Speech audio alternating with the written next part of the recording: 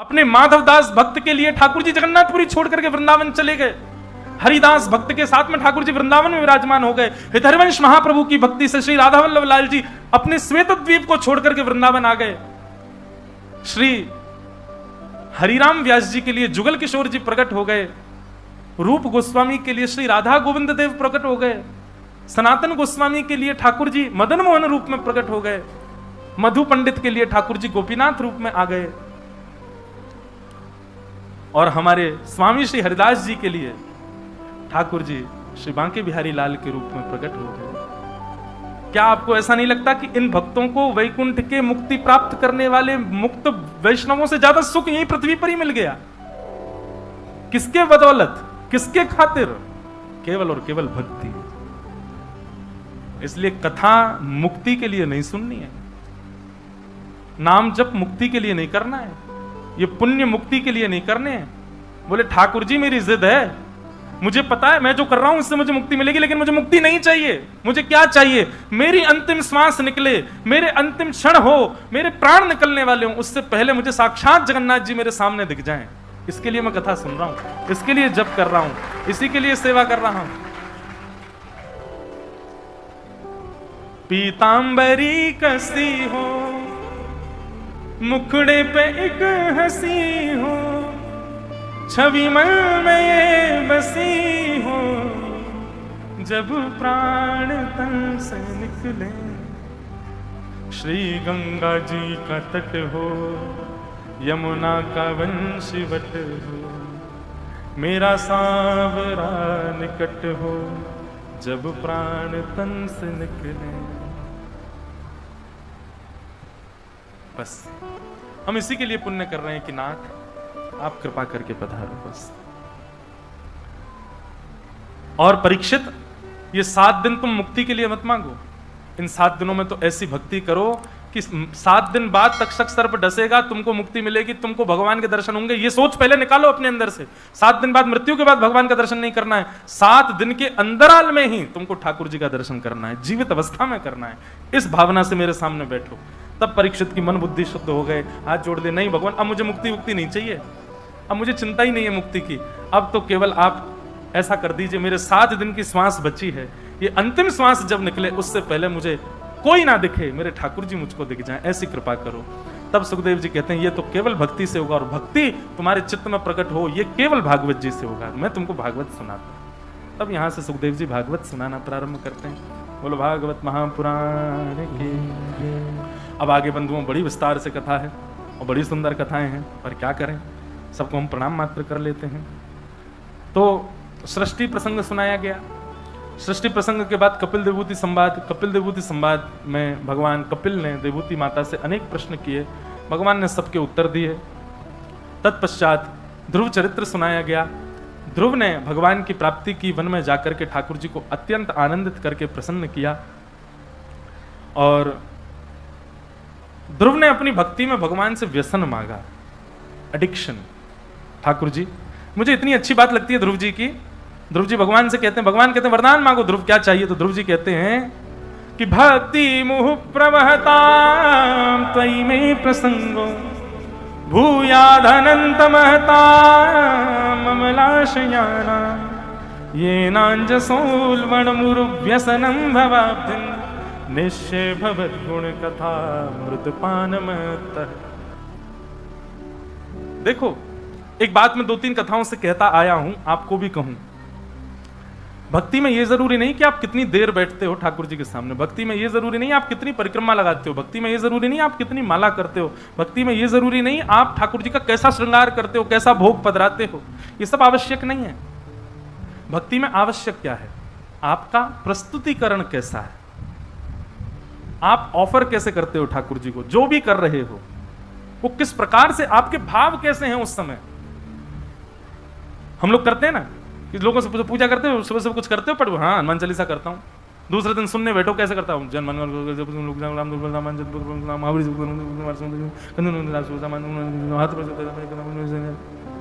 हनुमान जी कहते होंगे नेक डट ले यार, तू जपता है मेरी सांस चलती, कि इतनी तेज थोड़ी भाग रहा था मैं। नाम जप करते हैं, नाम जप करते करते, सही बता ना, नाम जप करते करते माला कई बार हाथ से छूट जाती, पूरी होने से पहले कितना कष्ट होता है। राम बड़ी मुश्किल से तो करी थी, हो गई।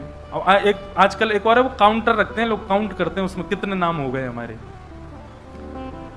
काउंटर जपते जपते जपते जपते महाराज पहुंचा दिया आपने 2-2.5 लाख। अब आए दिन देखें 2 लाख नाम पहुंच गए हमारे। तभी किसी बालक ने रिफ्रेश कर दिया, 0 कर दिए सवरे। नींद नहीं आ सकती पर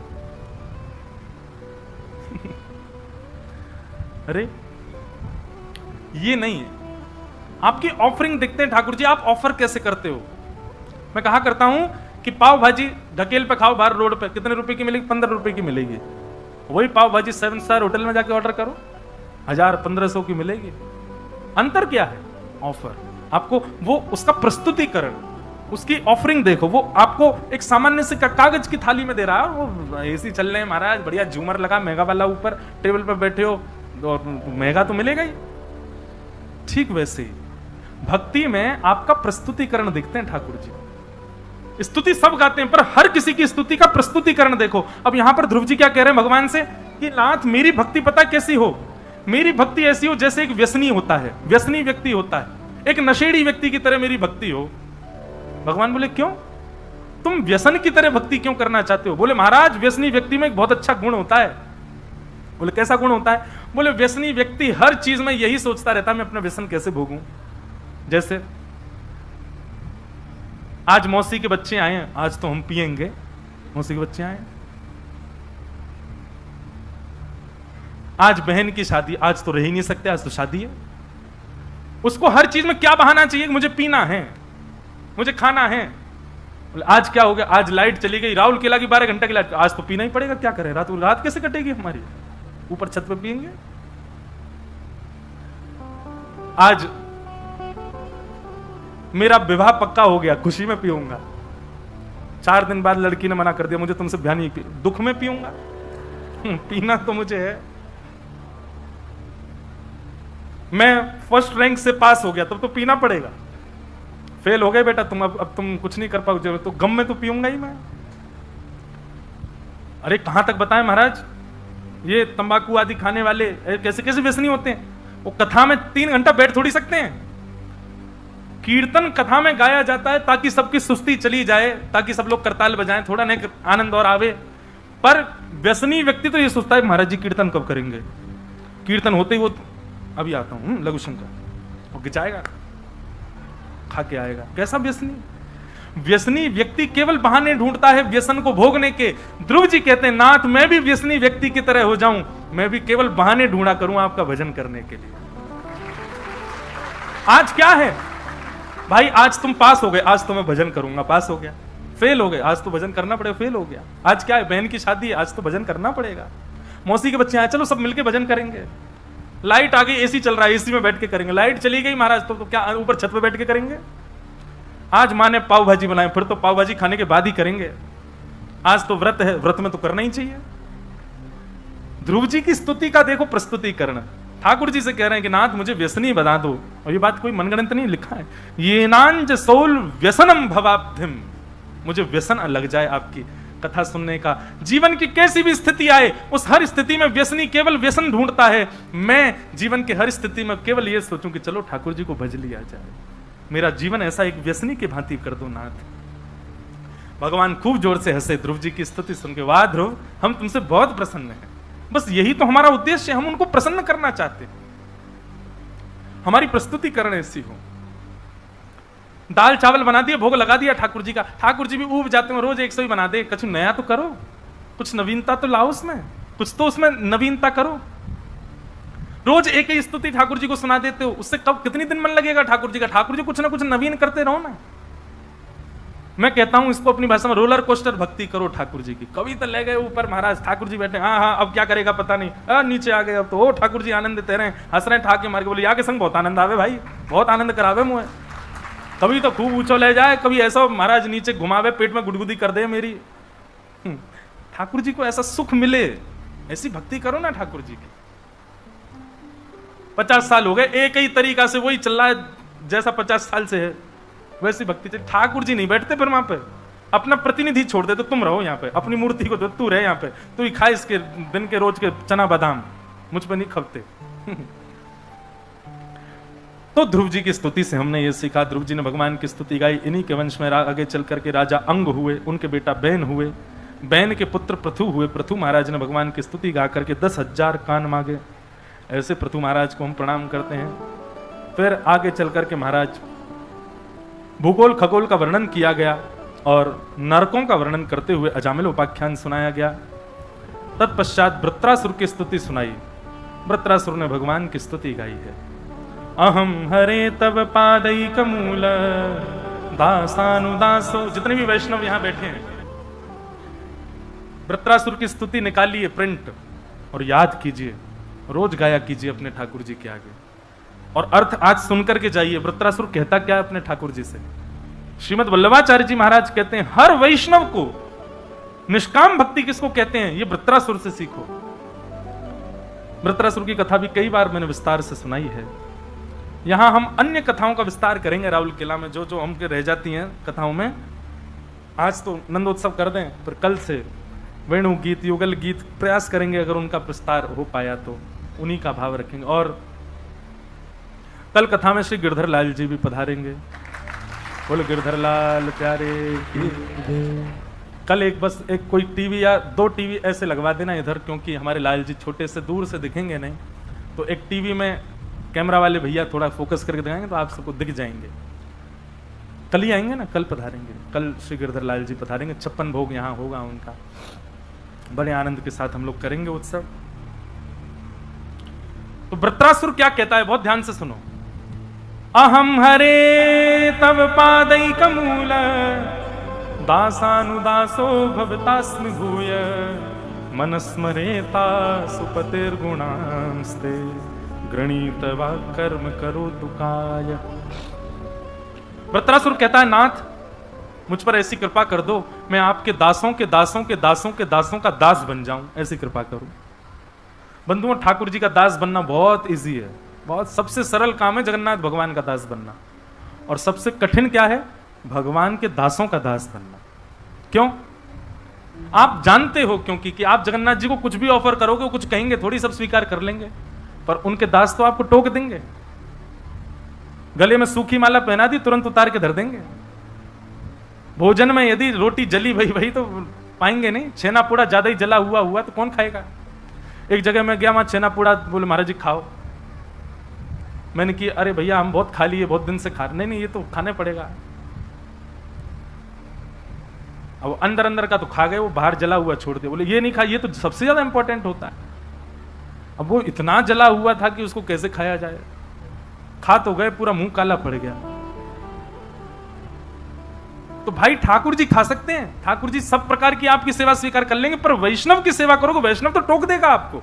ऐसे नहीं कर सकते। ठाकुर जी को कैसे प्रणाम करो, बेचारे यूं ही खड़े रहेंगे। वैष्णव को गलत प्रणाम किया तो आपको टोकेगा, ऐसे प्रणाम नहीं करते, ऐसे प्रणाम करो। वैष्णव की सेवा करना, दासों के दासों की सेवा करना, वो तो कठिन है। ठाकुर जी के आगे झुकना तो कोई भी झुक जाता है, ठाकुर जी के दासों के आगे झुक के दिखाओ, तब माने। भरी गर्मी पड़ रही है, फर्श बिल्कुल गर्म हो गया, तभी कोई वैष्णव दिख जाए तो नियम है कि जहां दिख जाए वहीं प्रणाम करो।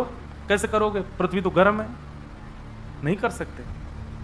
दास बनना ठाकुर जी का बहुत सरल है, पर दासों का दास बनना बहुत कठिन है। ठाकुर जी के दासों का दास नहीं बना। तो वही बात यहां वृत्रासुर कह रहे हैं, नाथ सरल भक्ति क्यों करूं, मैं आपका दास तो पूरी दुनिया है, मैं आपका दास नहीं बनना चाहता। बोले तो क्या बनना है, बोले दासानुदासो भवतास्मि भूय, दासों के दासों का दास बनाओ। ठाकुर जी बोले अच्छा, तुम जरूर हमको ये, आज की भाषा में कहूं तो बटरिंग कर रहे हो, ये हमको तुम केवल लुभाने के लिए ये चिकनी चुपड़ी बातें कर रहे हो, ताकि तुम्हारी बातों से हम रीझ करके कह दें कि कुछ मांग लो, और सही तुम हमसे कह दो कि ब्रह्मा की पदवी दे दो। हम सब जानते तुम्हारी बात। वृत्रासुर कहता है क्षमा करें भगवान, लेकिन जो मैं चाहता हूं वो आप दे ही नहीं पाओगे। अच्छा क्या मांगना चाहते हो बताओ। तब वृत्रासुर दूसरे श्लोक में कहता है, न नाक पृष्ठम न च पारमेष्ठम न सार्वभौमम न रसाधिपत्यम न योग सिद्धिर न पुनर्भवम वा समंजसत्वा विरह्य कांक्षे। ना ही मुझे इंद्र की पदवी चाहिए, किसी भी देवी देवता का स्थान मुझे नहीं चाहिए, पृथ्वी का भी राजा मुझको मत बनाइए। भगवान बोले तो क्या चाहिए? बोले पहले वचन दो, जो मांगूंगा सो दोगे।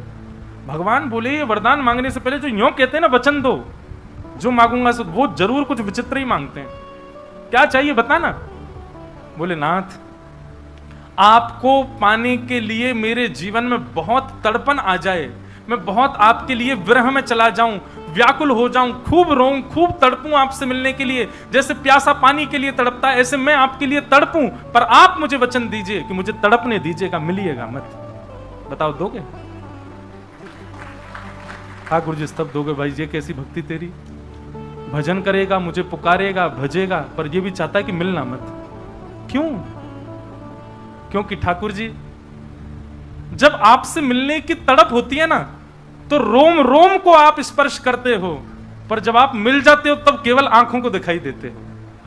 दर्शन जब होता है तो केवल नेत्रों को दिखाई देते हो, लेकिन जब विरह होता है तो बुद्धि, मन, कान, आंख, जिह्वा, हाथ, पैर, समस्त इंद्रियां केवल यही बजती हैं कि कब मिलेंगे, कब मिलेंगे, कब मिलेंगे। नाथ, मैं केवल नेत्रों को सुख नहीं देना चाहता, मैं तो सर्वांगीण अंग से आपका होना चाहता हूं, और सर्वांगीण अंग आपको तब याद करता है जब आप सामने नहीं होते, इसलिए मुझे आपका विरह चाहिए। समंजसत्वा विरह एकांश।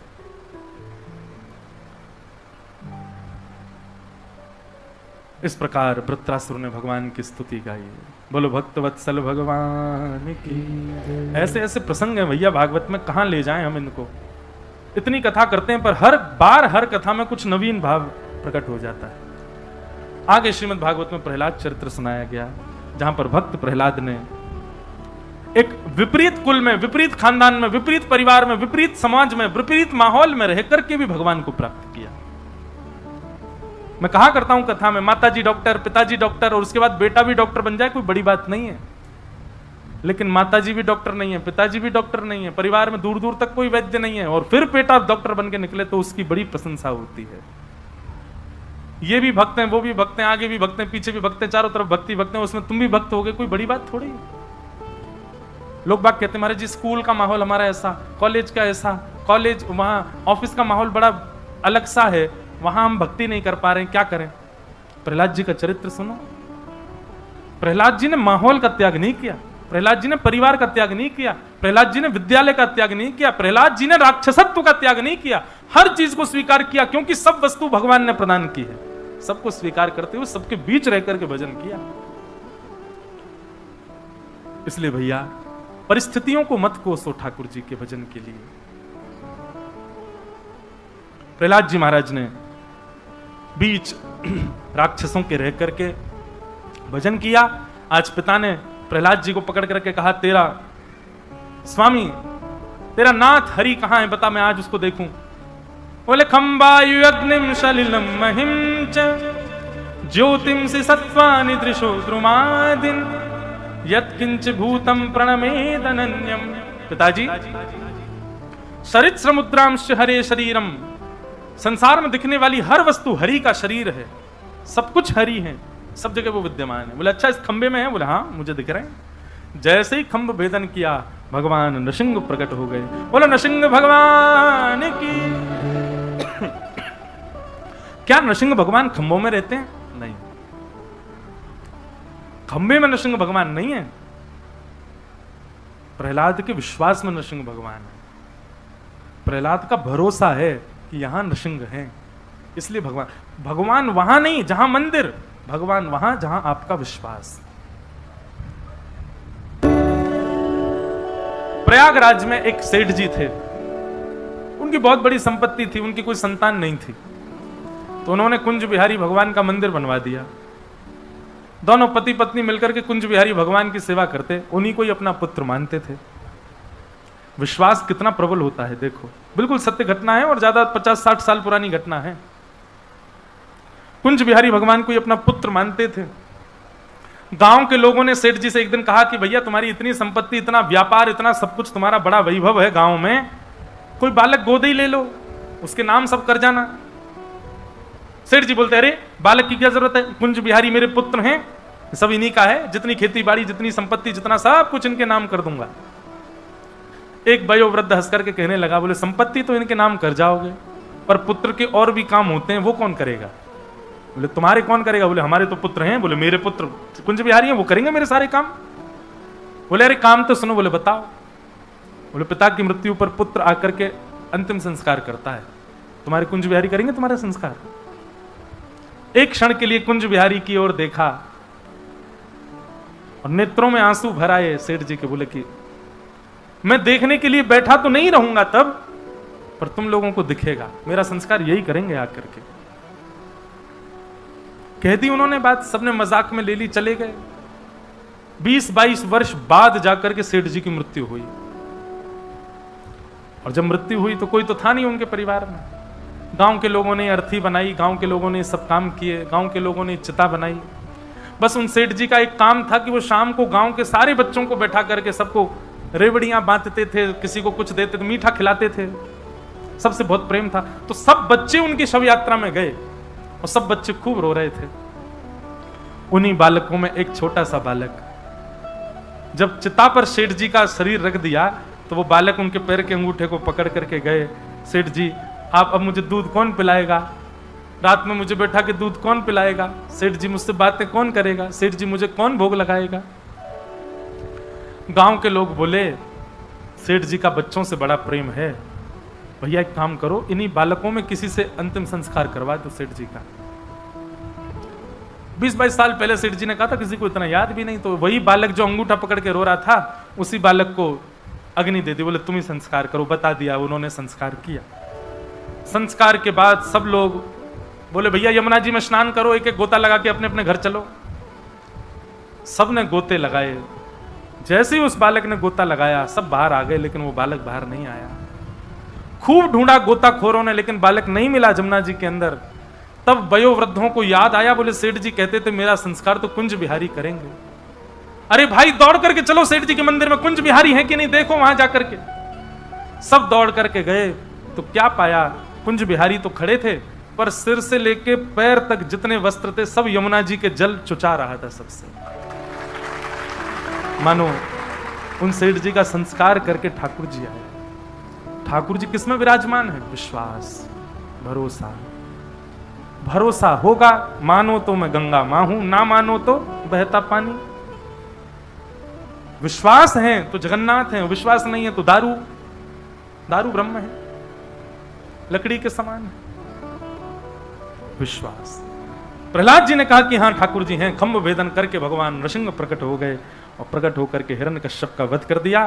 प्रहलाद जी ने स्तुति गाई, भगवान ने उन पर अनुग्रह किया। बोलो भक्तवत्सल भगवान की जय। गजेंद्र मोक्ष की कथा सुनाई गई, बलि वामन अवतार सुनाया गया, और सब सुनाते हुए नवम स्कंद में गंगा जी का प्रादुर्भाव, श्री राम जन्म की कथा और श्री राम अवतार का मंगल विषय सुनाया गया। एक श्लोक में संपूर्ण राम कथा है। सब लोग प्रणाम करो राम जी को। गुरुवर थे त्यक्त राज्यो व्यचरितनुवनम पद्म पद्भ्याम प्रियाया पाणिस्पर्शा क्षमाभ्याम रजत पथरुजो यो हरीन्द्रानुजाभ्याम वैरूप्या शूर्पणख्या प्रिय विरहरुषारोपित भ्रूविजम्भ तस्ताब्धिर्बद्ध सेतु खलदवदहन कौशलेन्द्रोवतान्नः। बोलो राजा रामचंद्र भगवान की जय। भगवान श्री राम का मंगल विषय यहां सुनाया गया। 2 अध्यायों में श्री राम कथा सुनाई गई। तत्पश्चात यहां पर चंद्रवंश की कथा सुनाई और उसी चंद्रवंश में प्रकट हुए भगवान श्री कृष्ण। अब यहां से 10वां स्कंद प्रारंभ होता है कि कथितो वंश विस्तारो भवता सोम सूर्ययो राज्ञांचो भयवंशानां चरितम परमाद्भुतम। 2 श्लोकों में संपूर्ण कृष्ण कथा सुनाकर के श्री सुखदेव जी महाराज विश्राम ले लिए। परीक्षित जी ने चरणों में प्रणाम करते हुए कहा, भगवान 2 श्लोकों में आप कृष्ण कथा मत सुनाओ। आपने इतने सारे राजाओं की कथा विस्तार से सुनाई, मैंने सबको सुना, पर जिनकी कथा सुनने के लिए मैं यहां बैठा हूं उनकी कथा विस्तार से सुनाओ। अरे कहा तो मैं पहले मुक्ति की कामना कर रहा था, आपने ही कहा कि भक्ति मांगो, और जब भक्ति मांग रहा हूं तो आप उन कृष्ण की कथा 2 श्लोकों में सुना रहे हो। मथुरा में जन्म लिया, गोकुल में ये किया, वृंदावन में ये किया, मथुरा में जाकर कंस को मारा, द्वारिका में ये लीला, और ये सारी बातें आप 2 शब्दों में सुना करके ऐसे शांत मत कीजिए भगवान, विस्तार से सुनाओ।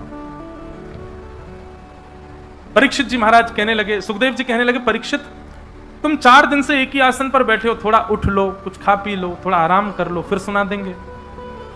सुखदेव जी महाराज कहते हैं, भगवान अब मुझे भूख प्यास नहीं लगती, मुझे नींद नहीं आती है। वास्तव में सोने पर व्यक्ति को जो ऊर्जा प्राप्त होती है, भोजन करने पर जो बल प्राप्त होता है, जलपान करने पर जो शीतलता मिलती है, वो ऊर्जा, वो बल, वो शीतलता मुझे आपकी वाणी में प्राप्त हो रहा है। अब मुझे किसी अन्य की आवश्यकता नहीं।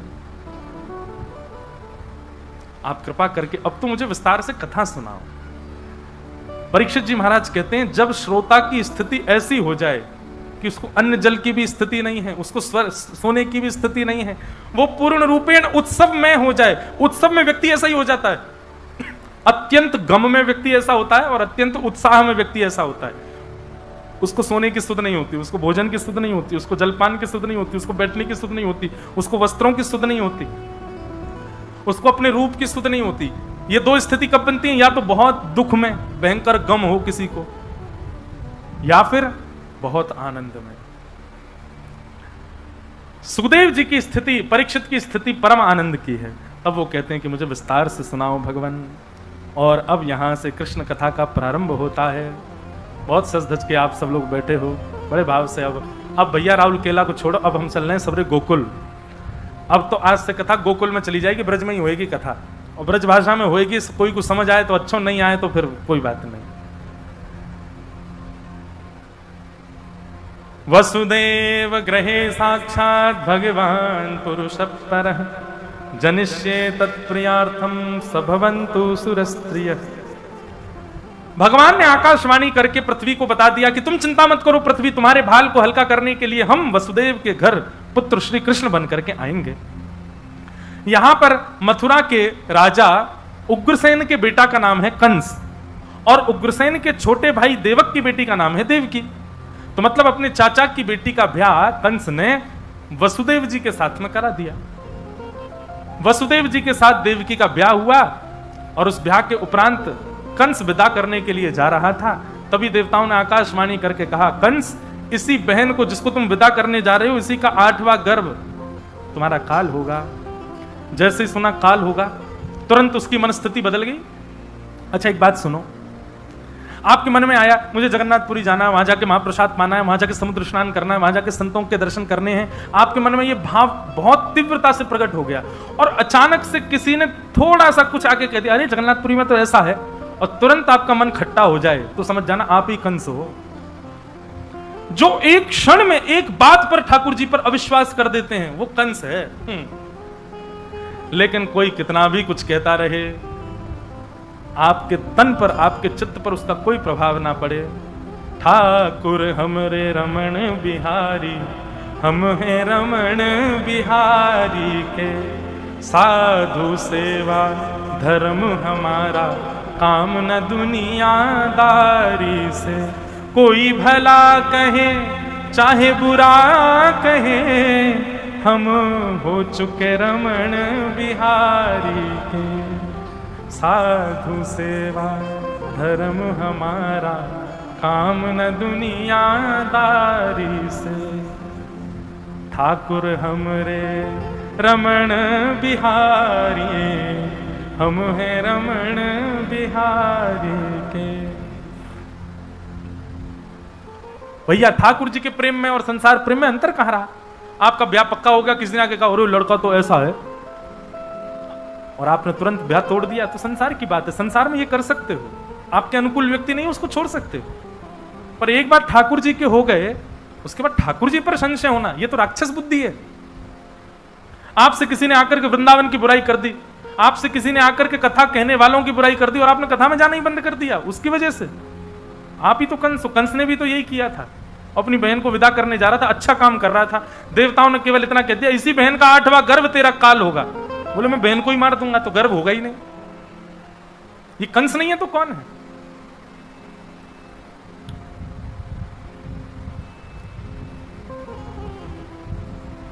केश पकड़ लिए देवकी के, जैसी तलवार निकाल करके सर धर से अलग करने लगा।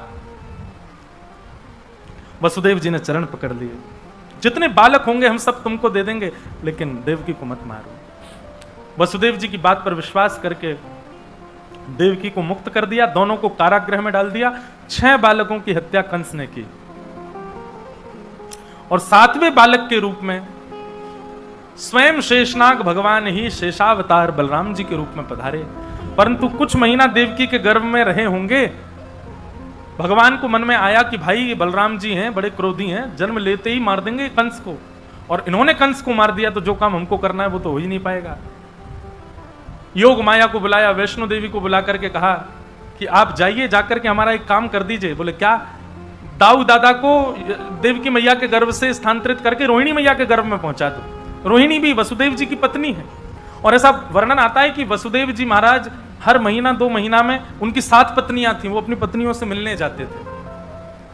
कंस इतना तो दया करता था, मेरे जीजा जी हैं, इनको थोड़े दिन के लिए जाने, कुछ क्षण के लिए जाते थे।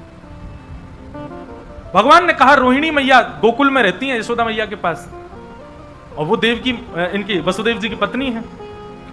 हे योग माया, आप कृपा करो और बलराम जी को रोहिणी मैया के गर्भ में पहुंचा दो।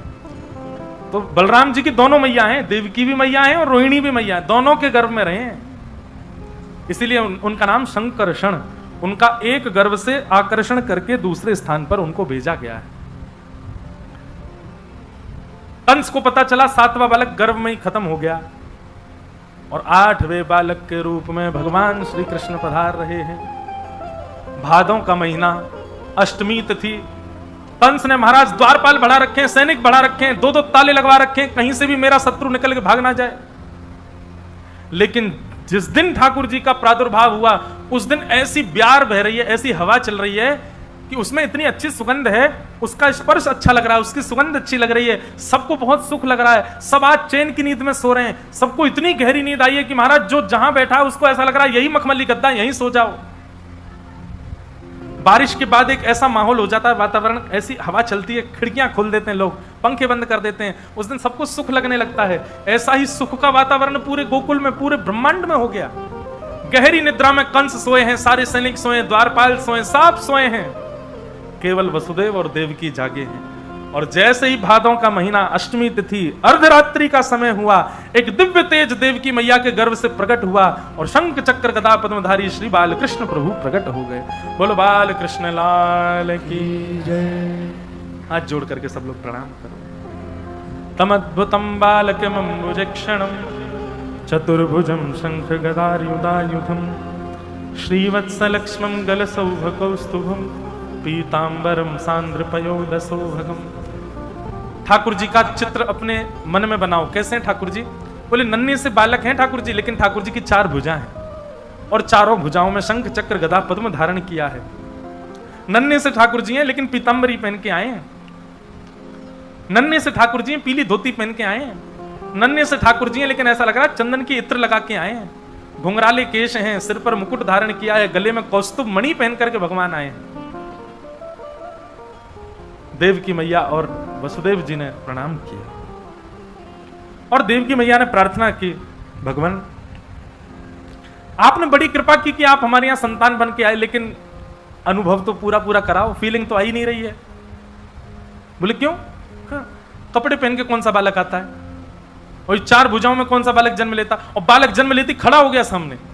वो तो देवकी मैया थी, आजकल की मैया होती है, जन्म लेती बालक खड़ा हो जाए तो प्राण त्याग दे भैया। मैया बोली कौन आ गया ये?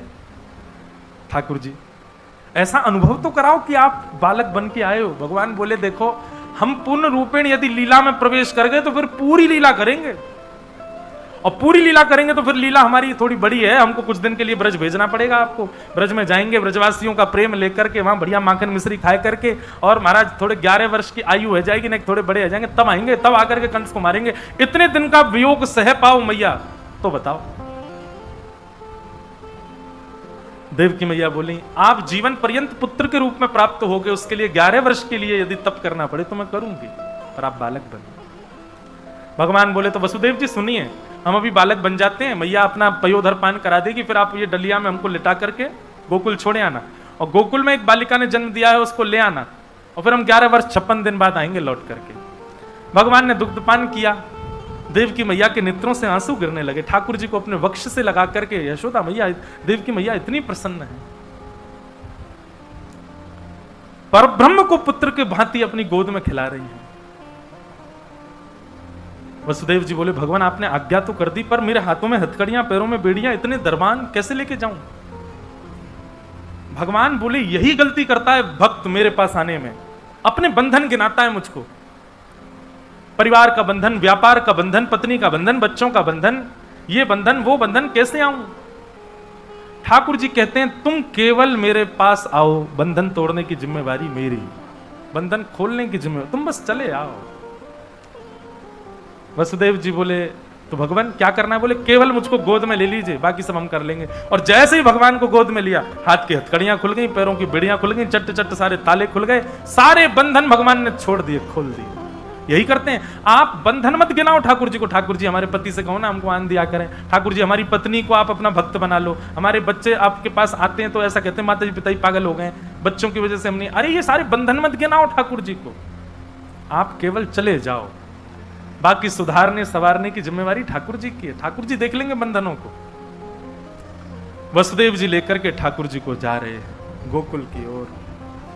मंदम मंदम जलधारा, मंदम मंदम जलधारा गिर रही है, और मानो देवता आकाश में कह रहे हो स्वागतम कृष्णा, स्वागतम कृष्णा, स्वागतम कृष्णा, स्वागतम कृष्णा, ओ स्वागतम कृष्णा, स्वागतम कृष्णा, स्वागतम कृष्णा, स्वागतम कृष्णा, स्वागतम सुस्वागतम शरणागतम कृष्णा, स्वागतम सुस्वागतम शरणागतम कृष्णा, स्वागतम सुस्वागतम शरणागतम कृष्ण, स्वागतम सुस्वागतम शरणागतम कृष्णा। बोलो कृष्ण कन्हैया लाल की।